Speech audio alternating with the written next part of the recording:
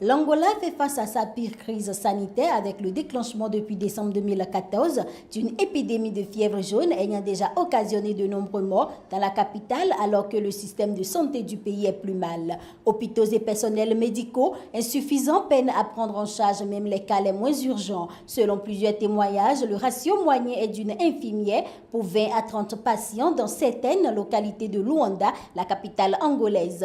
Nous sommes débordés, il y a tellement de cas, nous avons vraiment besoin d'aide, a confié à des journalistes Maria Cavallo, pédiatre dans un centre de santé de Luanda. Il y a beaucoup de cas d'anémie avec de la fièvre en plus. La fièvre, la malaria et la diminution d'hémoglobine, cela provoque l'anémie et nous sommes débordés puisque nous n'avons plus de poches de sang par exemple, des poches de sang pour transfuser, nous n'avons plus de sang. Ça pose vraiment problème, a ajouté la praticienne. Aujourd'hui, on estime le taux de mortalité infantile du pays à 167 pour 1000, l'un des plus tôt du monde. Le système de santé angolais est gratuit car entièrement subventionné par les recettes de l'État, elle-même dépendante du pétrole dont les coûts sont en chute. Face à cette situation catastrophique, le pays pourtant réputé riche a été obligé de demander l'assistance du Fonds monétaire international en avril dernier. Le président nigérien Muhammadu Buhari a évoqué les chantiers qui attendent son gouvernement après une victoire sur Boko Haram lors d'une conférence de presse en clôture du sommet régional consacré au groupe terroriste samedi à Abuja. Our main problem now is rehabilitation. Rehabilitation of infrastructure. Notre souci principal maintenant, c'est la reconstruction des infrastructures détruites, de l'éducation, la santé, les ponts démolis et bien sûr les infrastructures dans les villes et les villages détruits. Nous avons fait un état des lieux exhaustif et nous allons bientôt lancer les travaux de reconstruction.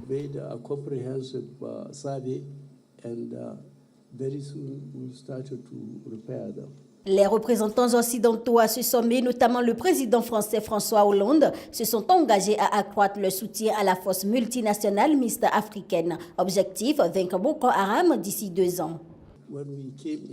Quand nous sommes arrivés, les Nigérians le savent, Boko Haram détenait au moins 14 localités où ils avaient planté leur drapeau et constitué une entité qu'ils appellent Califat. Mais maintenant, ils ne détiennent plus aucune localité.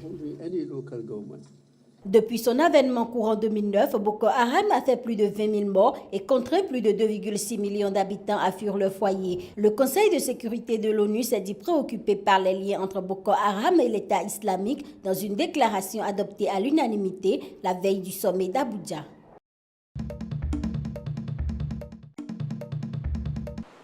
Mehdi a 19 ans. Il vit à Bizerte en Tunisie et passe son baccalauréat cette année.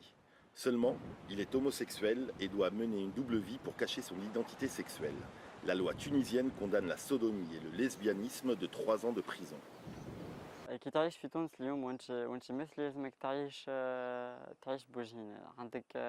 Un homosexuel en Tunisie est actuellement contraint d'afficher 2 visages. Il doit vivre sa vie en possédant 2 visages.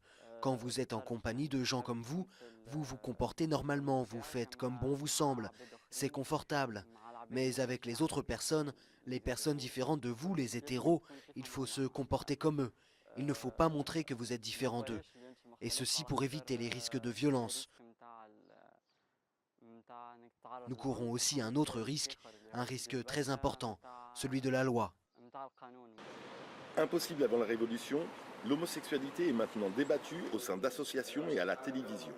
L'association Shems milite pour la modification du code pénal. Elle est la première en Afrique du Nord à avoir dans ses statuts la défense des minorités sexuelles.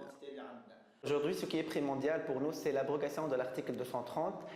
Cet article qui date de 1913, c'est un article moyenâgeux et liberticide qui mène en prison les homosexuels pour ce qu'ils sont pour 3 ans. Ce qui contredit la Constitution et les conventions internationales ratifiées par la Tunisie. Plusieurs Tunisiens ont été arrêtés et condamnés cette année. La procédure prévoit alors un test anal forcé, de la torture pour ces ONG militantes. Et malgré leurs efforts, le conservatisme de la société tunisienne est un frein à la modification de la loi. Ce qui freine, ce sont des contraintes socioculturelles qui sont largement ancrés sur un arrière-fond religieux. Parce que être homosexuel aujourd'hui, c'est être criminalisé en termes de licite, illicite principalement. Le débat est une première étape pour les homosexuels en Tunisie. Mais le changement de la loi n'est pas encore acquis.